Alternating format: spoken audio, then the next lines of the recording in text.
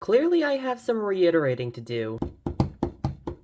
Alright, you pedantic pickle pelicans, let's revisit the Pinsless system again already. Let's do that, because clearly I have some reiterating to do. I got some interesting comments ranging from actual legitimate concerns based off of things that I actually missed to, yeah, those kinds of comments. Anyways, let's get back into this, shall we? Alright, so first of all, let me address this not as an excuse, but as an explanation. I recorded that video along with 3 others right before I had to leave to go to Mexico for a month. I had 3 days to do that, and I was tired, and I was rushing, so I missed a couple things. I'm not going to change my mind about Pinsless. Nothing is going to change my mind about Pinsless, but I clearly need to actually reiterate some things and better explain things that I kind of didn't do very well because I was rushing. That's my bad. That's on me. But also, now, do I actually have any Pinsless ballad songs that are slapping? No, technically not. These are all my Pinsless ballad songs. I think. I'd have to check again. But as far as I know, no, I don't have any actually slapping ballad songs.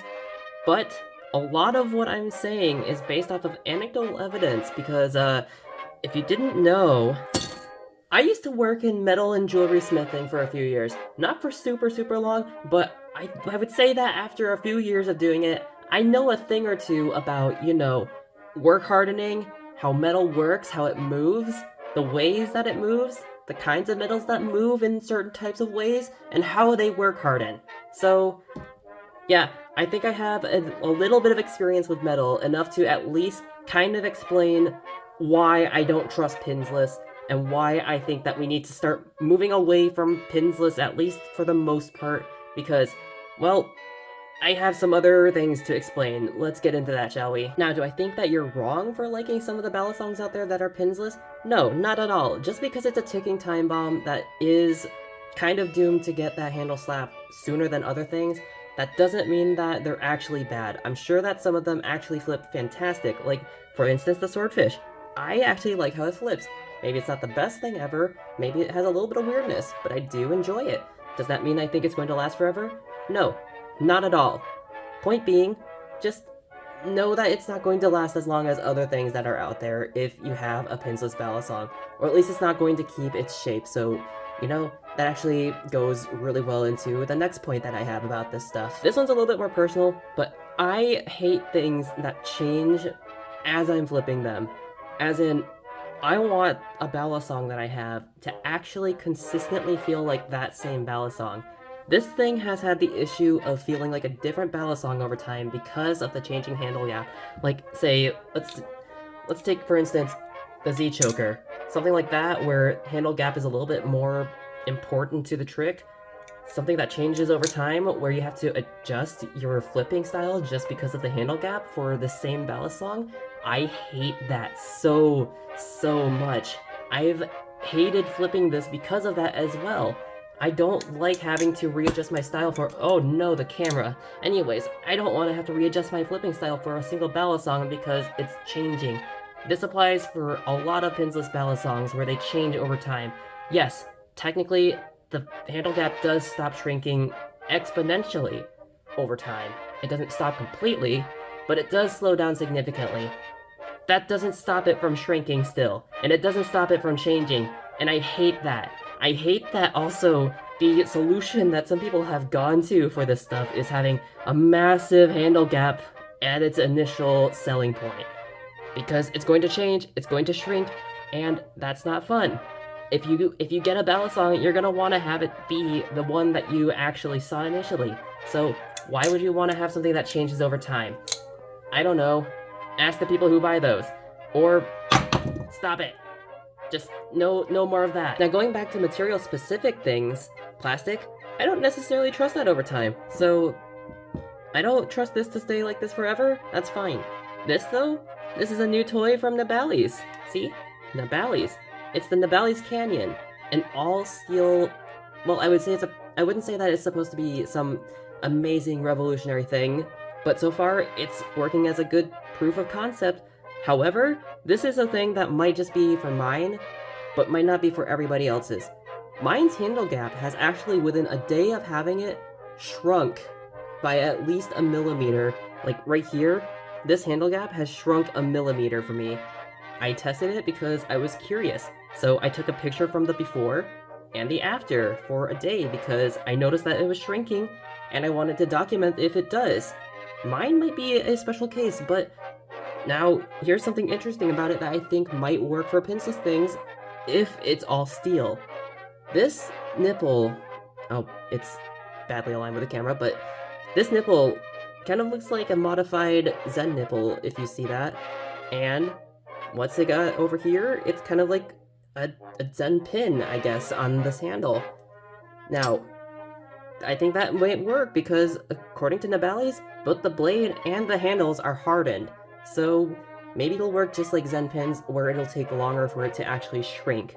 Maybe mine is just a faulty unit because, I don't know, things change even between precision milled things.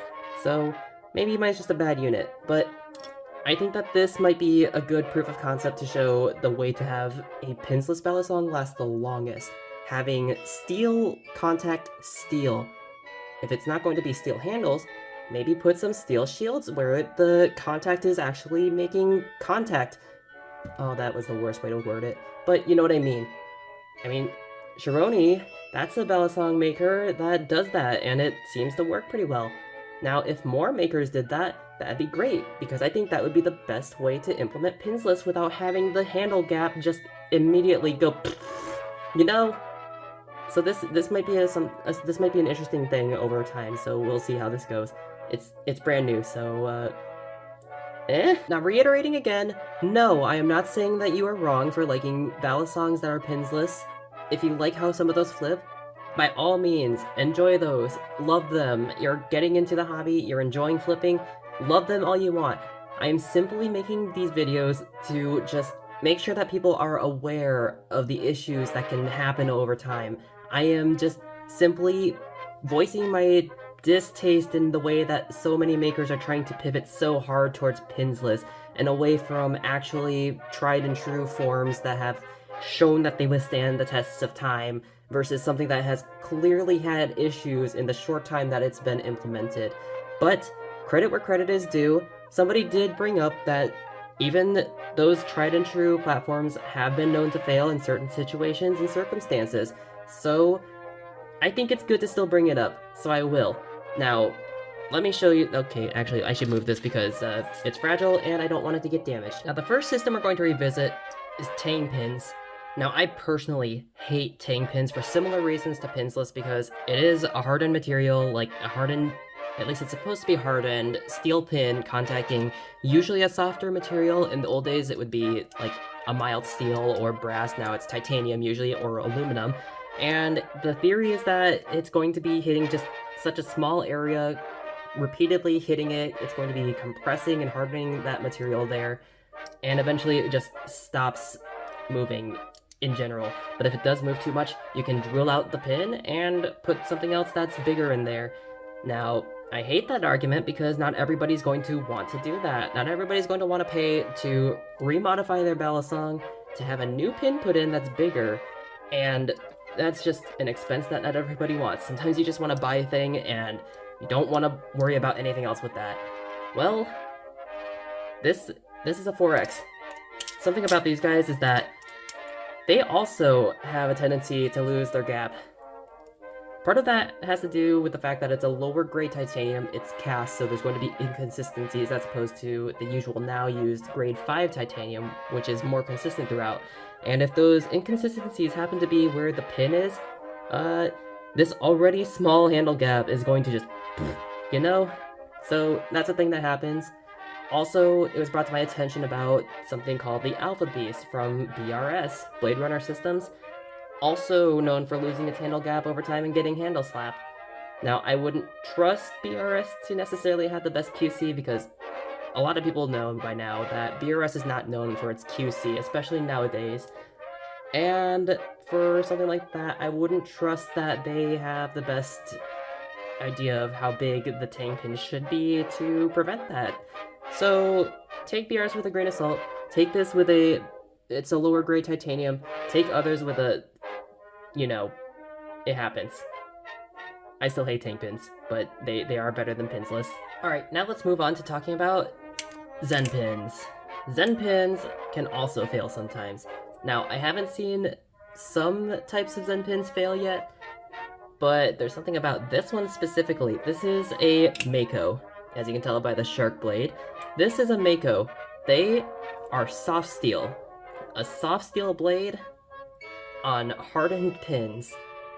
Can you see where I'm going with that? So, over time, I have seen both Makos of all versions, as well as Tritons, Squid's Tritons, fail. I have seen them with closed handle gap because they have been flipped enough and just used enough that the pins have over time taken this nipple out. This is the Zen nipple. It is also soft, just like the rest of the blade.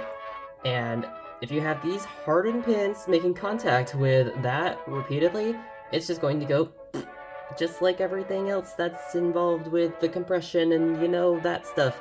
And that's one way that they can fail. Squid uses soft steel blades sometimes. Another one that has been known to fail is something like this. This is a Morpho. It has Zen pin screws. The barrels that are used for the Zen pins can crack. And then that can cause issues because it's cracked. Obviously there's issues there. Zen pin screws. Hollow Zen pins. Lots of contact. Eventually cracks. That is a thing that happens sometimes. So that's fun. Alright, it's late. It's like 2 a.m. I'm losing track of what I'm talking about now because I'm tired and I want to stop. So I just wanted to make a follow-up because I had some stuff I wanted to talk about again and also clear up some stuff because comments. Anyways, I wanna be done right now and finish this video, so bye.